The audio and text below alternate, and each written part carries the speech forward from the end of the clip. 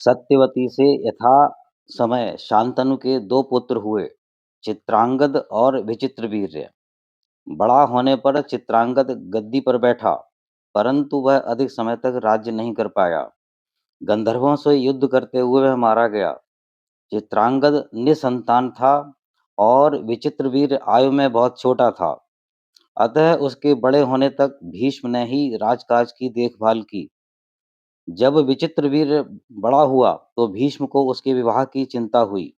तभी उन्हें पता चला कि काशीराज ने अपनी पुत्रियों के स्वयंवर की तैयारी की है। क्षत्रियों की परंपरा के अनुसार राजकुमारियों को अपने पति चुनने थे। भीष्म उस स्वयंवर में जा पहुंचे। वहां कौशल, बंग, पुंड्र, कलिंग आदि राज्यों के राजा पधारे थे। काशीराज की 3 कन्याएं थीं, अंबा, अंबिका और अंबालिका। तीनों अपनी सुंदरता के लिए विख्यात थीं। इनमें से अंबा सौभ देश के राजा शाल्व पर पहले से ही मुग्ध थी। राजा भी उसे चाहता था। वह भी स्वयंवर में आया। उसे विश्वास था कि अंबा उसके गले में ही वरमाला डालेगी। भीष्म को स्वयंवर में आया देख पहले तो सबने यही सोचा कि चूंकि भीष्म बहुत कुशल शस्त्रास्त्र संचालक हैं, अतः वह स्वयंवर में वीरों की वीरता ही देखने आए हैं। किंतु जब उन्हें पता चला कि ये तो कन्याओं के लिए आए हैं, तो उनके आश्चर्य का ठिकाना न रहा। वे नहीं जानते थे कि भीष्म अपने भाई विचित्रवीर्य के लिए राजकुमारी की तलाश में आए हैं। सब लोग उनका मजाक उड़ाने लगे। राजकुमारियों ने भी जब वयोवृद्ध भीष्म को देखा, तो वे भी व्यंग से मुस्कुरा दी। जन समूह के बीच अपनी हंसी उड़ते देख भीष्म को यह सहन नहीं हुआ। उन्होंने तीनों राजकुमारियों को अपने घेरे में लेकर गर्जना की, मैं इन तीनों का अपहरण कर रहा हूँ। अगर किसी को इसमें कोई आपत्ति हो तो वह मेरे साथ युद्ध करे। राजकुमारियों को हर कर ले जाने की इच्छा से आए हुए राजाओं में रोष छा गया। वे सभी भीष्म पर टूट पड़े, परंतु भीष्म ने सभी को हरा दिया और तीनों राजकुमारियों को बलपूर्वक अपने रथ पर बिठाकर भाग चले। अम्बा को प्राणों से अधिक प्यार करने वाला राजा शाल्व यह सहन नहीं कर सका। उसने भी भीष्म का पीछा किया। भीष्म ने उसे बुरी तरह घायल किया। यदि राजकुमारियां उसके प्राणों की भिक्षा न मांगती, तो वे उसके प्राण ही ले लेते। राजा शाल्व अपना सा मुंह लेकर सौभ देश को लौट गया। भीष्म अम्बा, अंबिका तथा अंबालिका को लेकर हस्तिनापुर चले आए। हस्तिनापुर आने पर अम्मा ने भीष्म को बताया कि वह तो राजा शाल्व को मन से अपना पति मान चुकी है और राजा भी उसे अपनी रानी बनाने को तैयार है। भीष्म ने अम्बा को छोड़कर शेष दोनों बहनों का विचित्रवीर्य से विवाह कर दिया। विवाह समारोह संपन्न हो जाने पर भीष्म ने अम्बा की इच्छा से उसे अपने रक्षकों के साथ राजा शाल्व के पास भेज दिया। किंतु राजा शाल्व ने अम्बा को ग्रहण करने से इनकार करते हुए कहा कि तुम बलपूर्वक हरण करके ले जाई गई हो, अतः मैं तुम्हें स्वीकार नहीं कर सकता। मेरे दरवाजे तुम्हारे लिए बंद हो चुके हैं। तुम भीष्म के पास ही जाओ। अम्बा पुनः हस्तिनापुर आई और भीष्म से अपनी व्यथा कथा कह सुनाई। भीष्म ने विचित्रवीर्य से आग्रह किया कि वह अम्बा से विवाह कर ले, किंतु उसने यह कहा, जो कन्या एक बार मन से दूसरे की हो चुकी है, मैं उसे नहीं अपना सकता। निराश अम्बा ने भीष्म से कहा कि आप ही मेरे साथ विवाह कर लें, क्योंकि आप मेरा अपहरण करके लाए हैं।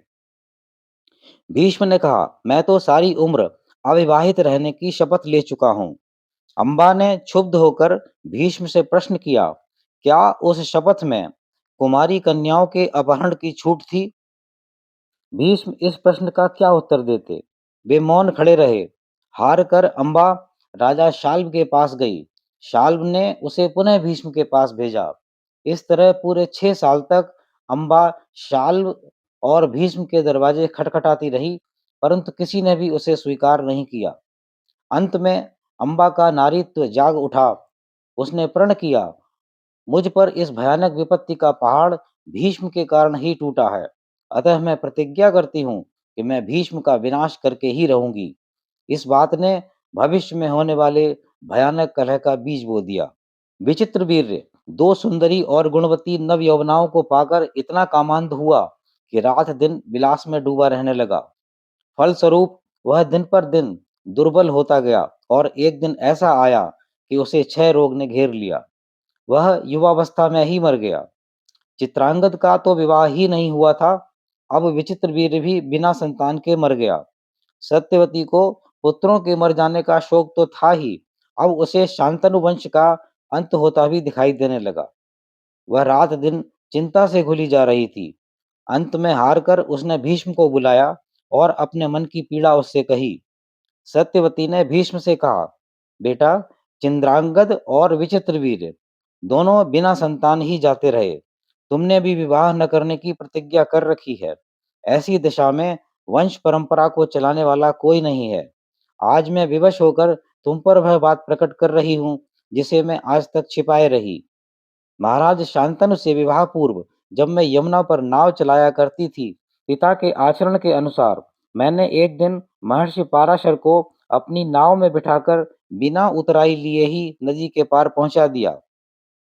वे मुझसे बहुत प्रसन्न हुए। फलतः उन्होंने मुझे एक पुत्र प्रदान किया। उस समय मेरे शरीर से मछली की दुर्गंध आती थी, किंतु महर्षि के वरदान से सुगंध आने लगी। यमुना के एक द्वीप में जन्म होने के कारण उसका नाम द्वैपायन पड़ा। द्वैपायन तुम्हारा ही भाई है। वह बड़ा ज्ञानी और शास्त्रों का जानने वाला है। उसी ने वेदों को 4 भागों में बांटा है, इसीलिए उसे वेद व्यास भी कहते हैं। उसका रंग काला है, अतः उसे कृष्ण द्वैपायन भी कहा जाता है। जब वह बड़ा होने पर मुझसे विदा हुआ, तो उसने कहा था कि आवश्यकता पड़ने पर तुम मुझे याद करोगी तो मैं आ जाऊंगा। मैं सोचती हूँ इस संकट की घड़ी में क्यों न उसी का स्मरण करूं। माता सत्यवती की बात से भीष्म बहुत प्रसन्न हुए और उन्होंने वेद व्यास का स्मरण करने का आग्रह किया। स्मरण करते ही द्वैपायन वेद व्यास सत्यवती के सामने उपस्थित हो गए। सत्यवती ने उनके सामने वंश परंपरा को बनाए रखने की समस्या प्रस्तुत की। सब कुछ सुन समझकर वेद व्यास ने विचित्रवीर्य की दोनों पत्नियों को पुत्र प्रदान करने की स्वीकृति दे दी। उन्होंने कहा कि मेरे रंग रूप और आकार प्रकार की चिंता किए बिना निडर होकर पूरे मनोयोग से यदि अंबिका और अंबालिका मेरी सेवा करेंगी तो उन्हें निश्चय ही पुत्र की प्राप्ति होगी। सत्यवती ने अंबिका और अंबालिका से सारी बातें समझा दी। पहले अंबिका ने आप धर्म के निर्वाह के लिए वेद व्यास की सेवा आरंभ की, किंतु जब एकांत में वेद व्यास समागम के लिए उसके पास आए, तो उसके काले रंग और भयानक डील डौल से घबराकर अंबिका ने आंखें बंद कर लीं। वेद व्यास ने क्षुब्ध होकर कहा कि पुत्र तो इसे प्राप्त होगा, परंतु आंखें बंद कर लेने के कारण वह पुत्र जन्म से ही अंधा होगा। जब अंबालिका द्वारा सेवा का अवसर आया, तो उसकी अनुपस्थिति में उसकी दासी वेद व्यास के निकट गई।